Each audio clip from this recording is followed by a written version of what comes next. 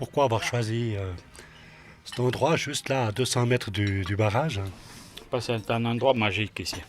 Regarde-toi ce soleil. Hein? Regarde-toi, tu lèves la main, tu es au ciel. Et moi, je voulais être près du ciel. Tu as donc décidé de te mettre à ton compte Ouais. à Savièse. Non pas à Savièse, ici dans les montagnes, au Sanetch. Donc quand tu es arrivé, il n'y avait que le barrage et tu as décidé très vite de construire un restaurant. Non. Moi, au départ, il n'y avait rien. J'avais un pote qui était capitaine d'une compagnie militaire ici. Et puis qui s'ennuie à mourir ici en haut. Et puis il m'a dit, vu que tu fais un peu de vin, il faut venir ici en haut pour égayer un peu la troupe. Puis j'ai ouvert une petite buvette là-haut dans la plaine du Sanet, avec un petit film coquin pour agrémenter un peu les nuitées des militaires. Donc d'abord une petite buvette pour les militaires, mais très vite, ça a eu du succès. Après, j'ai eu l'autorisation de construire. Et j'ai commencé ici à construire. On est descendu un soir qu'on appelle à l'aéroport de Cointrin avec une grue, camion grue. On a démonté là-bas une cabane de chantier pour les réfugiés politiques. On a dormi toute la nuit, tout le jour. On est arrivé ici, c'était minuit. On a remonté cette petite cabanette ici. Et c'était ça le départ. C'est facile au Valais de construire comme ça un petit bistrot sur une montagne? Non, c'est pas bien. Il n'y a rien qui est facile chez nous. Mais il faut vouloir travailler. Ça, c'est important. Et c'est comme tout métier. Il n'y a pas de saut métier dans la vie. Il faut aimer ce qu'on fait. Il faut se lever le matin, aimer le travail qu'on fait. C'est quoi, qu'on soit chômeur, qu'on soit directeur de banque ou n'importe quoi. Il faut se lever le matin, avoir du plaisir de faire ce que tu fais. Et ce que tu as envie de faire. Et voilà. Et parfois, il y a des défis. Moi, ici, c'était un gros défi.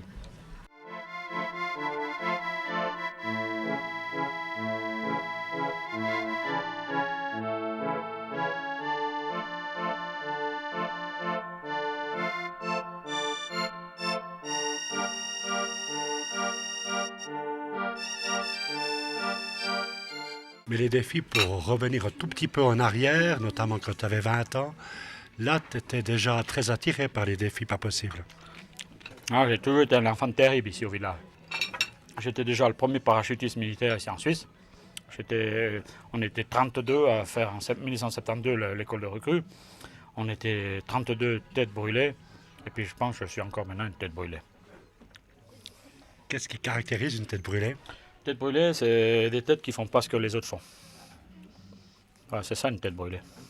Mais sans pour autant, sans être dans l'illégalité. Non, mais qui ont peur de rien et puis qui ont envie de se faire plaisir aussi. Alors il y a le restaurant ici, qui a un immense succès, on a pu le voir aujourd'hui, mais il y a également le vin à Savièse. Bon, le vin, c'est partout par lequel j'ai commencé en fait. J'ai commencé il y a 25 ans à faire une cave. J'ai fait beaucoup d'aspects publicitaires, comme la descente à mulet à Genève, la descente à mulet pour la Coupe Suisse à Berne. J'ai fait j'ai fait l'histoire à Rome, etc. Chaque fois, j'ai essayé de faire quelque chose de spécial que les autres ne faisaient pas pour attirer le touriste ici. Le but, c'était ça, parce qu'ici, on est dans un lieu magique, mais inconnu au départ.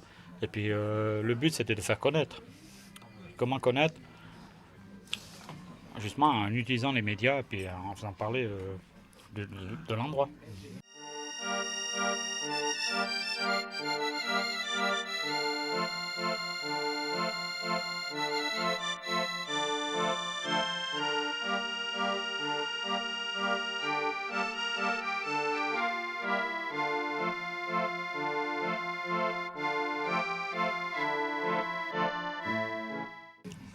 Mais bon, œnologue, c'est ton métier, donc le bon vin aussi, c'est aussi une chose sur laquelle tu te concentres beaucoup.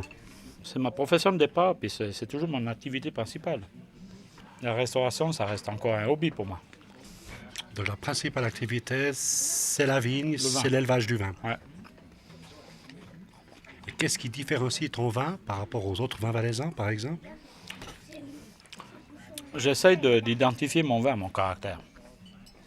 Je ne cherche pas les médailles. Chez moi, je cherche la continuité des clients qui viennent chez moi. C'est-à-dire que je suis parti de rien. Les clients qui sont venus chez moi, c'est pour quelque chose. Ils viennent chez moi pour quelque chose.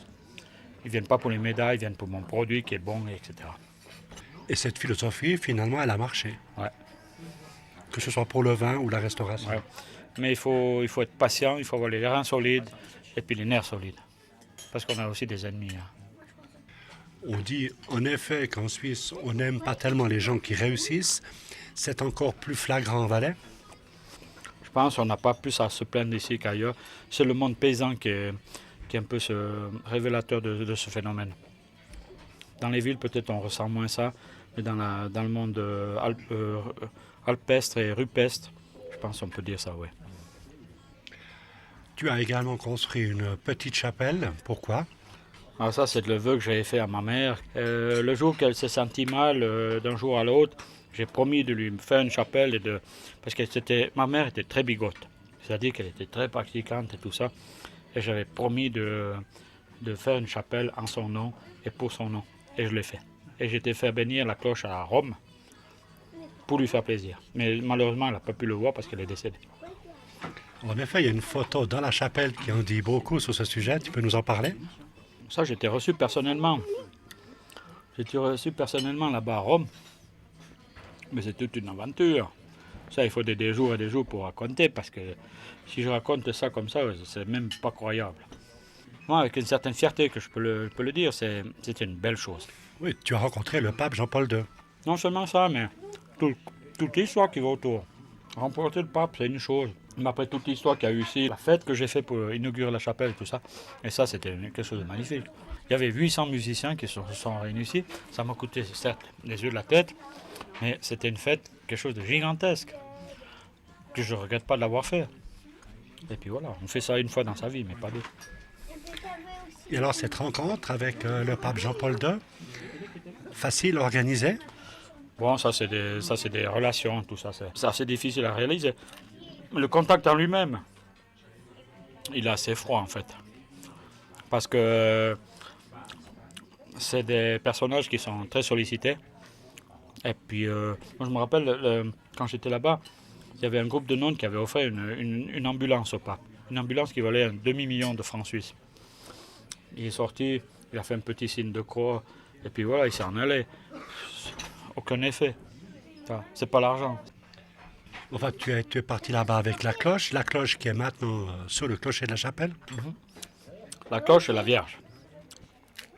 Les deux ont été bénis par Jean-Paul II.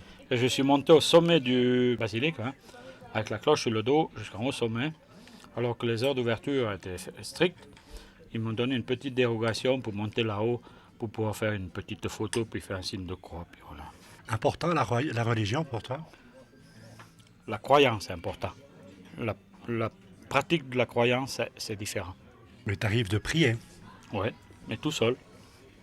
Quand je suis face à la montagne, là, ça je trouve c'est beau. Je prie aussi la prière des Chinois, parce qu'il y a une Chinoise qui est venue ici un jour, puis qui m'a donné sa prière, et puis chaque jour je la récite, et elle me porte chance. Nam Myoho Renge Kyo. Nam Myoho Renge Kyo. Enfin, tu as encore un dernier projet, enfin je dis dernier, c'est peut-être même pas le dernier, mais au sommet du Saanich.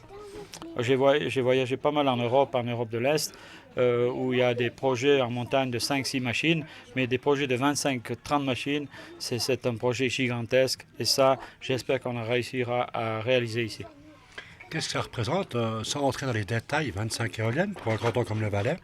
Ça représente la production du Valais, de Vaud et de Genève, c'est-à-dire une production énorme et un investissement de plus de 300 millions d'euros. Et il sera facile, d'après toi, de trouver les fonds Les nécessaires? fonds sont déjà trouvés, ils sont financés par la Deutsche Bank, financés et cautionnés par l'État allemand.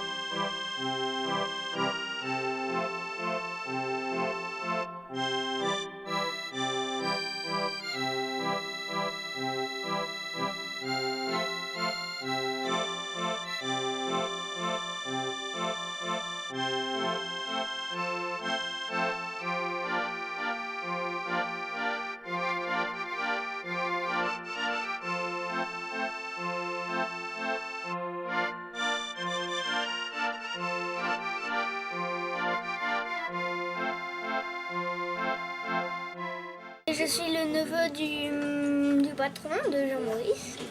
Qu'est-ce que tu aimerais faire plus tard? J'aimerais devenir serveur. Travailler comme serveur où? À Sabiez? Ici, Au Sanetch. ouais, dans le restaurant. T'aimes bien ton oncle? Qu'est-ce que tu le trouves rigolo? Oui, Pourquoi? parce qu'il fait tout le temps des blagues. Par exemple, qu'est-ce qu'il fait comme blague? Il y a un grand ours dans le restaurant, puis il dit que c'est lui qui l'a tué. C'est pas lui? Puis il a même mis une annonce dans le journal que c'était lui. Puis personne ne le croit? Je sais pas. Tu ne crois pas que c'est lui? Je vois qu'il plaisante un peu. Si c'était vraiment lui. Je sais pas.